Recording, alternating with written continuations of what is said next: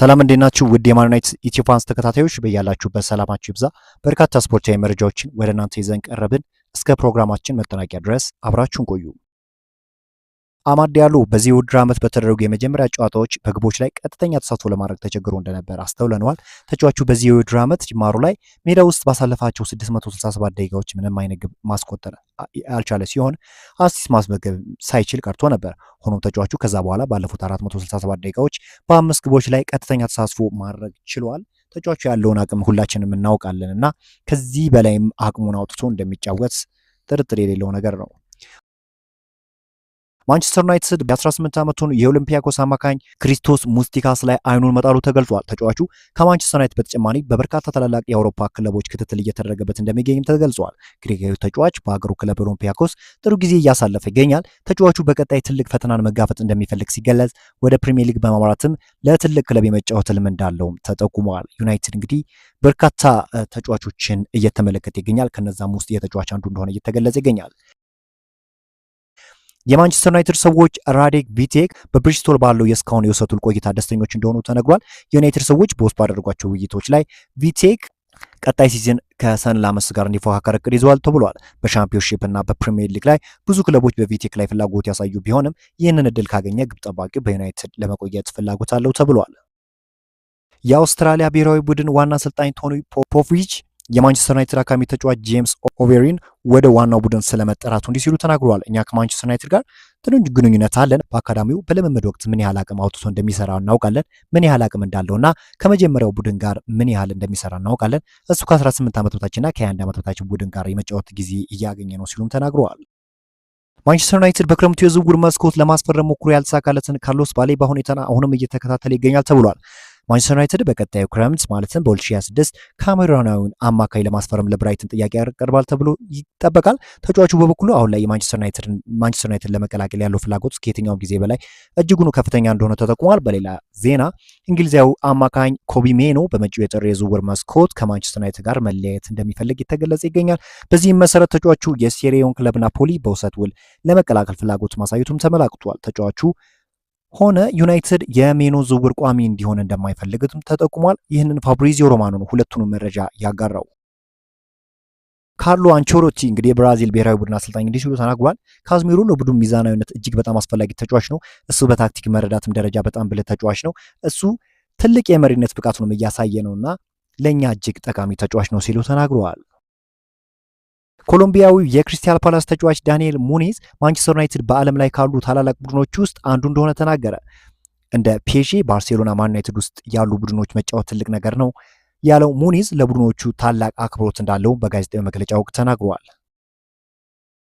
ፖርቹጋላዊ አሰልጣኝ ሩበን አሞሪም በቀጣይ በዩናይትድ እቅዱ ውስጥ እጅግ ትልቅ የሆነ እንደያዘ ተነግሯል። የዩናይትድ የበላይ አካላት ጋር የደረሰው ይኸው የሩበን አሞሪም እቅድ በቀጣይ 2 የዝውውር መስኮቶች 2 ትልልቅ አማካኞች ማስፈረም የሚል ነው።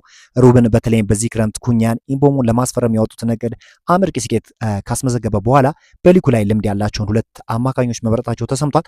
በአሰልጣኙ የተመረጡት 2 አማካኞች ደግሞ ኢሊዮት አንደርሰን እና ካርሎስ ባሌባ ሲሆኑ የዩናይትድ ሰዎች ሁለቱንም ለማስፈረም ውጥን መያዛቸው ተገልጿል። በተለይም ሩበን አሞሪም የካርሎስ ባሌባ አድናቂ መሆናቸው በተደጋጋሚ ቢነገርም በኢሊዮት አንደርሰን ብቃት መደማማቸውም ተገልጿል።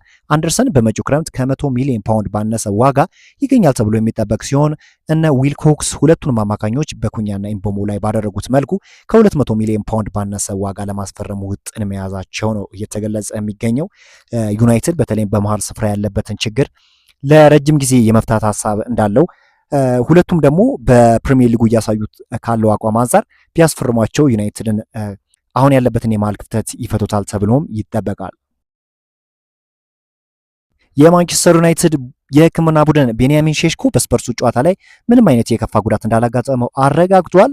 በጨዋታው ላይ በጣም ከፍተኛ ጉዳት እንደደረሰበት ነበር አረማመዱም ሆነ አጠቃላይ ከፊቱ ድባብ የተመለከት ነው። ነገር ግን ተጫዋቹ ይህን ያህል ትልቅ ጉዳት እንዳላስተናገደና በቅርቡ ወደ ሜዳ እንደሚመለስ ተጠቁመዋል። ሊዛንድሮ ማርቲኔዝ ከአርጀንቲና ብሔራዊ ቡድን ጋር ባለፉት ቀናት ልምምድ ሲያደርግ የቆየ ሲሆን ከኢንተርናሽናል ጨዋታዎች መልስ ለማንቸስተር ዩናይትድ ግልጋሎት ለመስጠት በሚያስችል አቋም ላይ እንደሆነ ተገልጿል። በርካታ የማንቸስተር ዩናይትድ ደጋፊዎች እንግዲህ ተጫዋቹን እንደናፈቁት ይታወቃል። ይህ ተጫዋችም እንግዲህ የቀድሞውን ብቃቱን በሚመጡት ጊዜያት ውስጥ ያሳየናል ተብሎ ይጠበቃል። እኔ ከማንቸስተር ዩናይትድ አንድ የምወደው ነገር በተጫዋቾች ላይ ሪስክ የማይወስዱት ነገር ነው። ምክንያቱም ተጫዋቹ ለበርካታ ጊዜ ከሜዳ እንደመራቁም አንጻር በአንድ ጊዜ ተጫዋቹን ወደ ሜዳ መመለስ የሚፈጥረውን ችግር ከመፍራት አንጻር ነው እስካሁን ድረስ ወደ ሜዳ ያልተመለሰው። በቅርቡም ወደ ሜዳ ይመለሳል ተብሎም ይጠበቃል። ማንቸስተር ዩናይትድ በመሀል ተከላካይ ያለውን አማራጭ ያሰፋለታል ተብሎም ይጠበቃል። ከዛ ውጪ ማንቸስተር ዩናይትድ የኢንትራ ፍራንክፈርቱን የግራ መስመር ተመላላሽ ናታኒኤል ብራውንን ሁኔታ በቅርበት እየተከታተለ እንደሚገኝ ተገልጿል። ጀርመናዊ ተጫዋች ማንቸስተር ዩናይትድን ጨምሮ በበርካታ ታላላቅ የአውሮፓ ክለቦች ራዳር ውስጥ እንደሚገኝ ተመላክቷል። የጀርመኑ ክለብ ኢንትራ ፍራንክፈርት ዋና ስፖርቲንግ ዳይሬክተር ከቀናት በፊት በሰጡት አስተያየት ናታኒኤል ከ65 ሚሊዮን ዩሮ በታች እንደማይቀበሉም ጠቁመዋል። ማንቸስተር ዩናይትድ በተለይም እንግዲህ በፉልባክ ቦታ ላይ ሲቸገር ተመልክተናል። በርካታ ተጫዋቾችን ነው እየተመለከተ የሚገኘው። ዩናይትድ ዋነኛው በደንብ የሚታየው ችግር በዊንግ ባክ ቦታና እንዲሁም ደግሞ በመሀል ስፍራ ላይ እንደሆነ ይታወቃል። ዩናይትድ አዳዲስ ተጫዋቾችን የማስፈርሙ ነገር እንደማይቀር እነ ዲያጎ ዳሎት እያሳዩት ያለ እንቅስቃሴ ጥሩ የሚባል አይደለም። ዳሎት ባሻገር ፓትሪክ ዶርጉ በመከላከሉ የተሻለ ነው፣ ነገር ግን በማጥቃቱ ረገድ አጥቂዎችን የሚያግዝ አይነት ተጫዋች አይደለም እና በሁለቱ ስፍራ ማለትም በመሀል ስፍራና ዊንግ ባክ ቦታ ላይ ያለበት ችግር ዩናይትድ ብዙ ነጥቦችን እንዳይሰበስብ እንዳደረገው ይታወቃልና ይህን ችግር ለመፍታትም ዩናይትዶች በከፍተኛ ሁኔታ ይሰራሉ ተብሎ ይጠበቃል። ከዚህ በፊት ሌላኛው ችግር የግብ ጠባቂ ችግር ነበር። ነገር ግን አሁን ይሻላል። በግብ ጠባቂም ቦታም ከዚህ በፊት ካለው ሁኔታ አንጻር በከፊልም ቢሆን ተፈቷል ማለት ይቻላል። ሰለናመስ ልምድ ያለው አይነት ግብ ጠባቂ አይደለም። ነገር ግን እያሳየ ያለው ነገር ልምድ ካላቸው ግብ ጠባቂ እኩል ነው ማለት ይቻላል።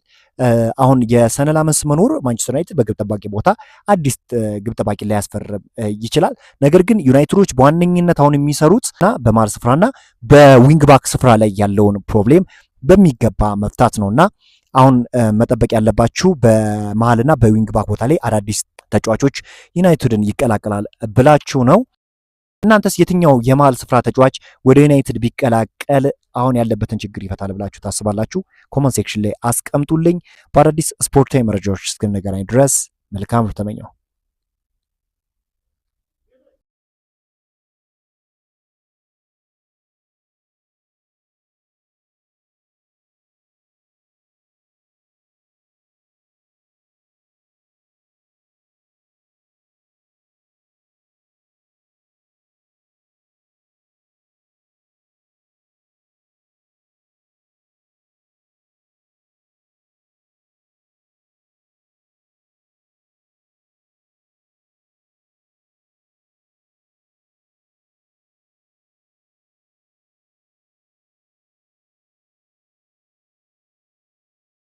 በአዳዲስ ስፖርታዊ መረጃዎች እስክንገናኝ ድረስ መልካም ተመኘው።